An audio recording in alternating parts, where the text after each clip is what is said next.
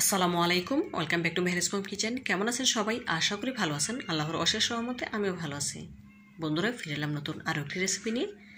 আজ আপনাদের তৈরি করে দেখাবো মদন কটকটি বা মনেকা রেসিপি।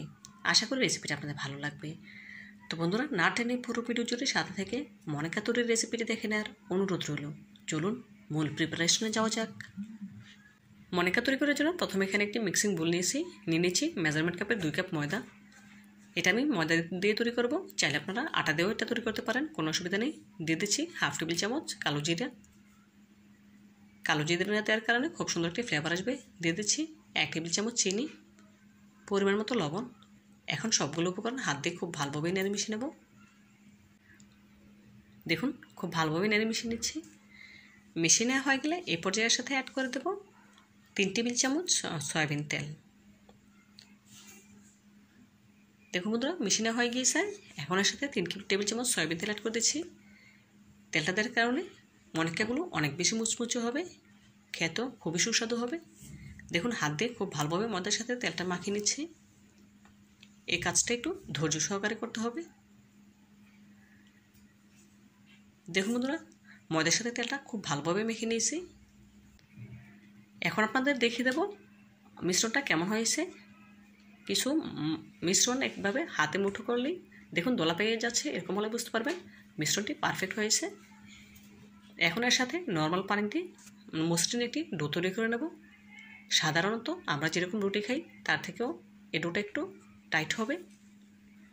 একবারে বেশি পানি অ্যাড করা যাবে না, অল্প অল্প পানি দিয়ে মসৃণ একটি ডো তৈরি করে নেব।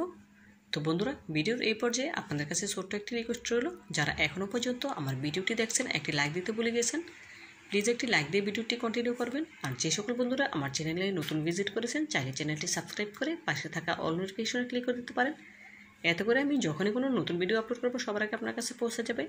এই কাজটি যারা অলরেডি করে নিয়েছেন আপনাদেরকে জানাই অসংখ্য ধন্যবাদ। দেখুন বন্ধুরা, এই পর্যায়ে ডোটি আমার রেডি করা হয়ে গিয়েছে। এখন একটি পাতলা সুতি কাপড় পানিতে ভিজিয়ে পানিটা নিংড়ে নিয়েছি।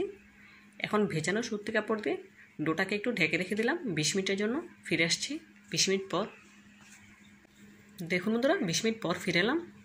এই 20 মিনিটে ডোটা আমার পারফেক্টভাবে সেট হয়ে গিয়েছে, দেখে বুঝতে পারছেন। দেখুন কতটা সফট হয়ে গিয়েছে। আমি আবারও কিছুক্ষণ এভাবে খুব ভালোভাবে হাতে মথে নেব।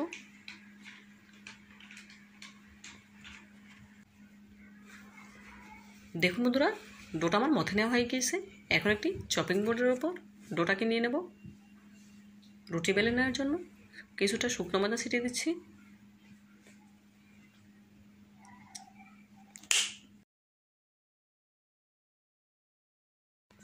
দেখুন বন্ধুরা, বেলনির সাহায্যে রুটি বেলে নিচ্ছি। এই রুটিটা অনেকটা মোটা করেই বেলে নিতে হবে, যেহেতু মদন কটকটি বানাবো সেজন্য বেশি পাতলা করা যাবে না। রুটি বেলা শেষে আপনাদের দেখিয়ে দেব রুটিটা কতটা মোটা রেখেছি।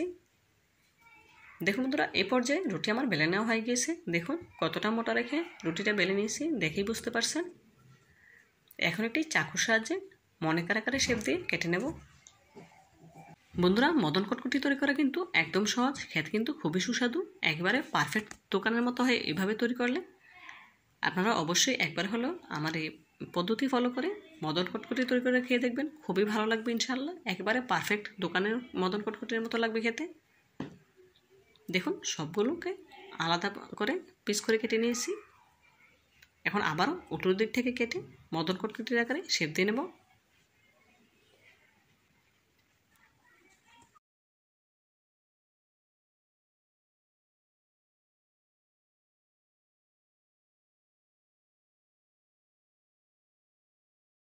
দেখুন বন্ধুরা, একই প্রসেসে সবগুলো মদন কটকটি কেটে নিয়েছি, দেখেই বুঝতে পারছেন।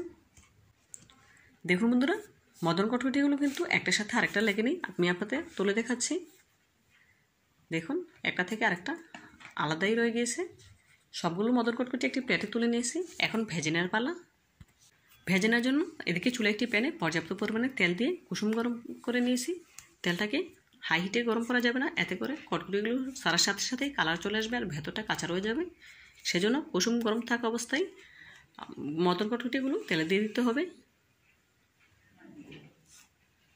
আর গ্যাসের ফ্লেমটা অবশ্যই লো টু মিডিয়ামের মাঝামাঝি রেখে কটকটিগুলো ভেজে নিতে হবে। হাই হিটে করে ভাজা যাবে না, এতে করে ওপরটা কালার চলে আসবে আর ভেতরটা কাঁচা রয়ে যাবে।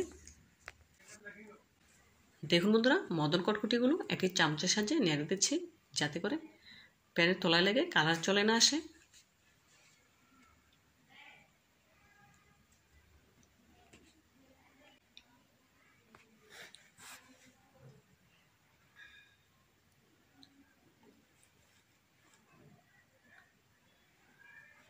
দেখুন বন্ধুরা, আবারও চামচের সাহায্যে এভাবে করে কটকটিগুলো নেড়ে চেড়ে দিচ্ছি, যাতে করে সব দিকে সমান কালার আসে।